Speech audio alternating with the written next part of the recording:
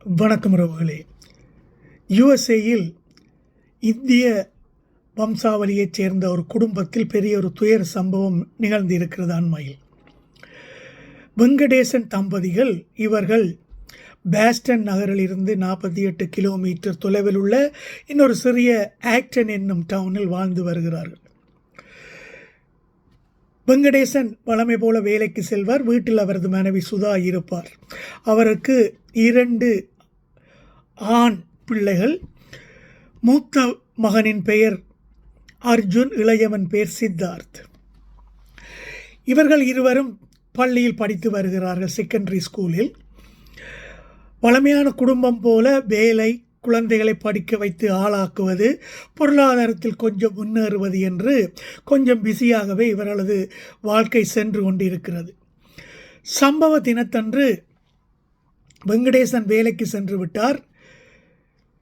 ஒரு tuition master வழமை போல டியூஷன் எடுப்பதற்காக அந்த வீட்டுக்கு வருகிறார். வந்து காலிங் பெல்லை அழுத்தும் பொழுது பதில் வரவில்லை. பலமுறை கதவை தட்டி பார்க்கிறார். எந்த ரிப்ளையும் வீட்டினுள் இருந்து வரவில்லை. இதனால் அவர் வெங்கடேசனுடன் தொடர்பு கொள்ள முயற்சிக்கிறார். ஆனால் அது முடியவில்லை. அதனால் சம்பந்தப்பட்ட நெய்பர்ஸுடன் தொடர்பு கொண்டு பார்க்கிறார். அதுவும் முடியாத வேளையில் அவர் காவல்துறைக்கு தகவல் கொடுக்கிறார். காவல்துறையினர் வந்து அவர்களும் முயற்சித்து பார்க்கிறார்கள். கதவை யாரும் துடைக்கவில்லை. அவர்கள் கதவை உடைத்து கொண்டு உள்ளே சென்று பார்த்தால் அங்கே அது 2 மாடியுள்ள வீடு, டவுன் ஹவுஸ் என்று சொல்லுவார்கள்.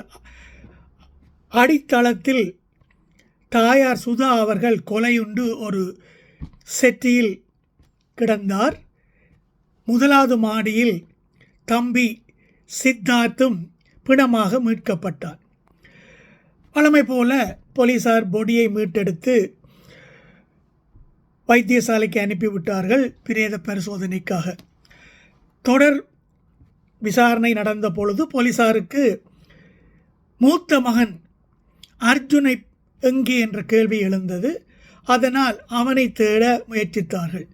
அவர்களிடம் இருந்த கார் ஹோண்டா அக்கோர்ட் காரின் நம்பரை குறித்து கொண்டு அந்த காரை தேடும் முயற்சியில் காவல்துறையினர் ஈடுபட்டார்கள். 2-3 மணித்தியாலத்துக்கு இடையிலேயே அந்த காரை அடையாளம் கண்டு கொண்டார்கள். அந்த காரில் இருந்த அர்ஜுனை அவர்கள் கைது செய்தார்கள். அவனும் பெரிதாக எதிர்ப்பு ஒன்றும் தெரிவிக்காமல் போலீசாருடன் சேர்ந்து ஒத்துழைத்து காவல் நிலையத்துக்கு போய்விட்டார்.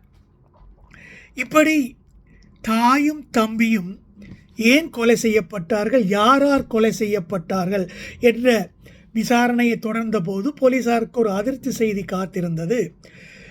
மூத்த மகனான அர்ஜுனின் லேப்டாப், ஃபோன் எல்லாத்தையும் ஆய்வு செய்த பொழுது அவன் ரீசெண்டாக ChatGPTயில் உரையாடி இருக்கிறான்.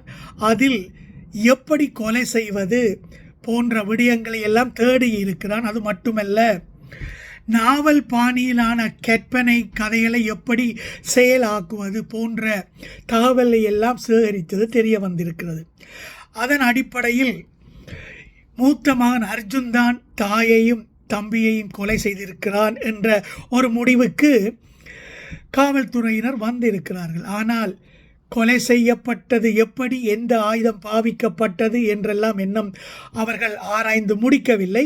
ஆனால் அவன்தான் கொலைகாரன் என்று கிட்டத்தட்ட அவர்கள் முடிவுக்கு வந்திருக்கிறார்கள். ரோலி, இப்படி அந்த குடும்பத்துக்கு நிகழ்ந்த துயர சம்பவத்தால் ஆக்டன் சிட்டியிலேயே ஒரு கவலை நிறைந்த ஒரு பதட்டமான நிலை குறிப்பாக இந்தியர்களுக்கு ஏற்பட்டு இருக்கிறது. இப்படி இளம் சந்ததியினருக்கு இந்த காலத்தில் அடிக்கடி மனப்பிறழ்வு ஏற்படுகிறது. உறவுகளே, வாழ்க்கையில் ஏற்படும் ப்ரெஷரோ அல்லது படிப்புக்காக பெற்றோர்கள் கொடுக்கும் ப்ரெஷரோ அல்லது போதை மருந்துக்கள் பாவனையோ எதுவோ தெரியவில்லை. இந்த காலத்தில் இந்தியாவில் மட்டுமல்ல, வெளிநாடுகளிலும் குறிப்பாக இந்திய வம்சாவளியினர் வெளிநாடு சென்று வாழும் பொழுது அவர்கள் குறுகிய காலத்தில் தாங்கள் முன்னேறுவதற்காக கஷ்டப்பட்டு உழைப்பார்கள், இரவு பகலெல்லாம் உழைப்பார்கள், பிள்ளைகளுக்கு ரொம்பவே ப்ரெஷரை கொடுப்பார்கள், ரொம்ப படியுங்கள், யூனிவர்சிட்டிக்கெல்லாம் போகணும் என்று ஒரு அழுத்தம் நிறைந்த வாழ்க்கையே அவர்கள் லீட் பண்ணுவதால் குழந்தைகளுக்கு சிறு வயதிலேயே ஒரு விரக்தியும் ஒரு ஃப்ரஸ்ட்ரேஷனும் ஒரு டிப்ரெஷனும் வந்துவிடும் இந்த காலத்தில். இதனால் தான் இப்படியான அசம்பாவிதங்கள் நடக்கின்றன உறவுகளே. அதனால் பெற்றோர்கள் கவனமாக குழந்தை வளர்ப்பில் இந்த காலத்தில் ஈடுபடுவது ரொம்பவே முக்கியம் உறவுகளே.